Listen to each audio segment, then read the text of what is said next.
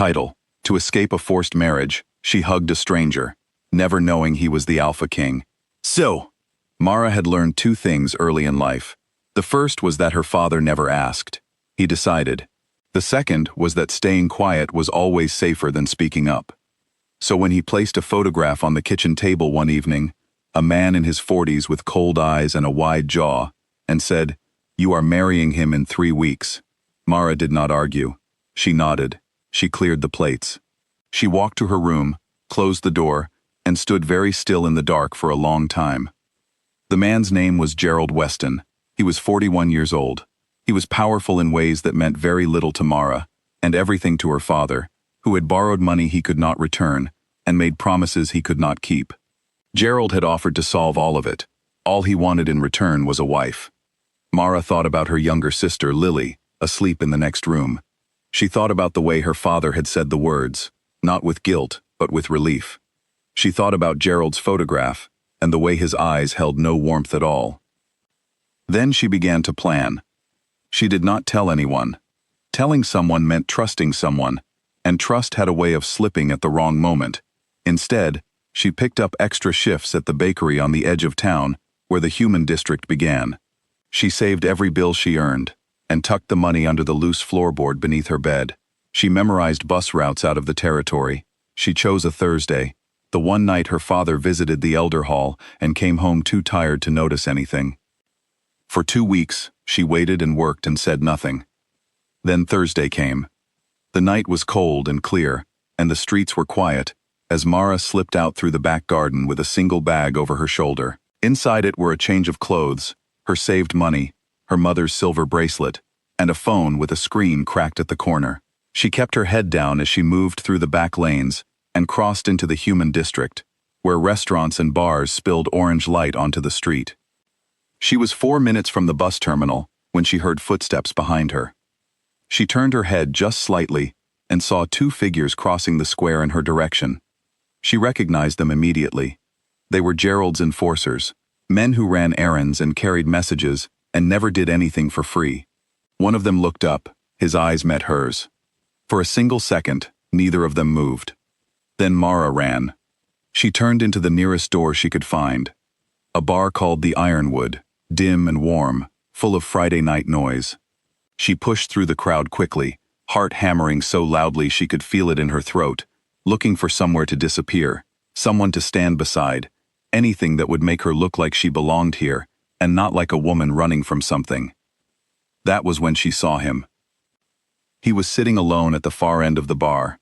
That alone was strange, because people like him, tall, dark-haired, completely still in a room full of movement, were not usually left alone.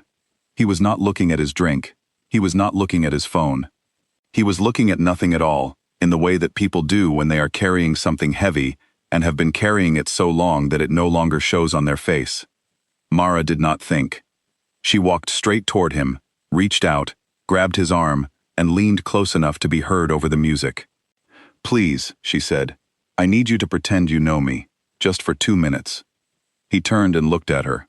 His eyes were amber, a deep, unusual color that caught the light in a way she did not expect. He said nothing. He looked at her face, then at the door behind her, then back at her face. It lasted no more than 5 seconds. Then he lifted his arm and settled it around her shoulders with a calm, unhurried ease, the way a person moves when they have already made a decision and feel no need to announce it. "Sit down," he said. His voice was low and quiet. She sat. She leaned into him and watched the door from the corner of her eye. The 2 enforcers pushed through the entrance. They scanned the room slowly. The bar, the booths, the couples near the windows. Their eyes passed over Mara once, then moved on. They stood near the entrance for what felt like a very long time. Then they left. Mara exhaled slowly. Her whole body shook with it, the kind of shaking that happens when fear finally finds a way out. "They're gone," the man beside her said quietly. She pulled back and looked at him properly for the first time. Up close, he was even harder to read than he had seemed from across the room. His features were calm. His posture was easy. But there was something about the way people around him had subtly moved. A few inches here, an angled shoulder there, that told a story she did not yet understand. "Thank you," she said.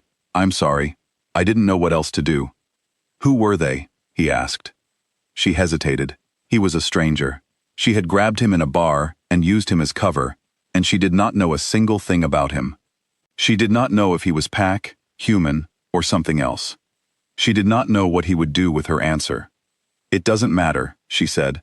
"I'm leaving town tonight. I just needed a moment." He did not push. He did not ask again. He did not give her the look that men often gave her when she said something they did not like, the look that was not quite a frown and not quite a warning, but somewhere between the two. He simply reached into his jacket, drew out a small card, and placed it on the bar in front of her. "If your situation changes, and you need more than 2 minutes," he said, "call that number." She picked up the card. There was no name on it, just a number, and a small embossed image she almost did not notice, a crown above the outline of a wolf. She did not ask what it meant. She tucked the card into her pocket, thanked him again, and left. She made the last bus by 4 minutes. She rode it through the dark for 3 hours, watching the countryside move past the window, turning the card over and over between her fingers. She told herself she did not need it. She had enough money for a week in a cheap room in the city of Varennes, a place far enough from Ashevale that Gerald's name would carry less weight. She would find work. She would be careful. She would be fine. She fell asleep somewhere after midnight, with the card still in her hand. For 3 days, she was fine. She found a room above a small hardware shop run by a quiet old man who did not ask questions. She got work washing dishes at a diner 2 streets over. She woke early and went to bed late and kept to herself. And she almost started to believe that she had done it, that she had actually walked away clean. Then on the 3rd evening, while she was washing a stack of plates in the back of the diner, a notification came through on her cracked phone. It was a pack announcement, the kind distributed through official channels that anyone living near pack territory received whether they wanted to or not. She read it once, then again, very slowly. Mara Calloway, unmated female, age 23, missing from Ashevale pack territory. Family requests safe return. Contact Elder Gerald Weston directly. She stood with her hands still in the soapy water and read it a 3rd time. Family requests. Her father's words, dressed in formal language, and the instruction to contact Gerald personally, not the pack council, not a neutral office, not anyone who might ask uncomfortable questions. Gerald himself. She dried her hands. She sat down in the alley behind the diner and stayed there for a long time, listening to the sound of traffic and thinking about Lily, still back in Ashevale, still in that house, still without anyone looking out for her. Then she took the card from her pocket and called the number. It rang twice. "I wondered when you'd call," said the voice she remembered. Unhurried, quiet. "They put out an announcement," she said, "with his name on it. I don't know how far his reach goes outside the territory." A pause. Then, "Where are you?" She almost did not tell him. She sat with the phone in her hand for a long moment, weighing it. Then she told him. He came alone, which she only learned later, was something his entire security team had strong feelings about. He arrived at the diner in plain clothes with no one beside him, sat across from her in a corner booth, and listened while she told him everything: her father's debt, Gerald's offer, the 3-week timeline, the enforcers, Lily. He did not interrupt. He did not make faces of shock or outrage. He listened the way people listen when they are actually paying attention, and when she finished, he was quiet for a moment before he spoke. "Gerald Weston," he said, "is currently under a formal investigation across 3 territories. For exactly this kind of arrangement. You are not the first woman he has done this to." She stared at him. "Who are you?" He looked at her steadily. There was no build-up to it, no softening. "My name is Calum Dre," he said. "I am the Alpha King." The diner continued around them. Someone laughed near the counter. A coffee machine hissed. Mara sat across from the man she had grabbed by the arm in a bar, whose shoulder she had leaned against, whose card she had almost thrown away 3 times, and understood, slowly and completely, what that meant. Alpha King, the highest authority in every pack territory, the man above every elder, every council, every enforcer Gerald Weston had ever sent anywhere. She had walked into a room full of people and put her hand on him. "I grabbed the Alpha King," she said. "You did," he said. There was something in his expression that was not quite a smile, something quieter than that. It was, without question, the most unexpected thing that has happened to me in a very long time. She did not know what to say to that, so she said nothing. The investigation into Gerald Weston was completed within the month. The findings were serious. 11 documented cases of women whose futures had been traded like property in exchange for money and status. Gerald was removed from his position as elder and brought before the full pack council under Calum's direct authority. Mara's father was found guilty of a lesser charge. He was ordered to repay what he owed through a structured arrangement that stripped him of the financial pressure he had used to control his daughters, and stripped him, at the same time, of the power that had always come with it.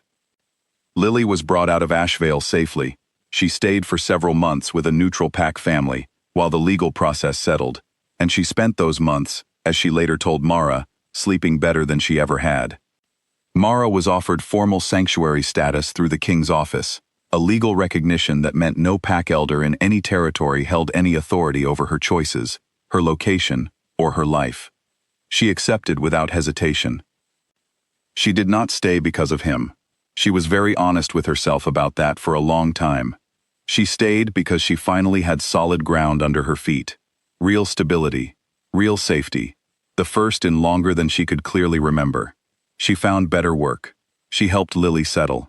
She rebuilt things slowly and carefully, the way she had always done everything, because she had learned young that careful was the only way things lasted. But he was there, not in a way that crowded her, not with the weight of his position or the size of his world pressing into every conversation. He checked in. He remembered things she said in passing and followed up weeks later. He asked about Lily by name. He showed up when he said he would and did not make her ask twice for anything.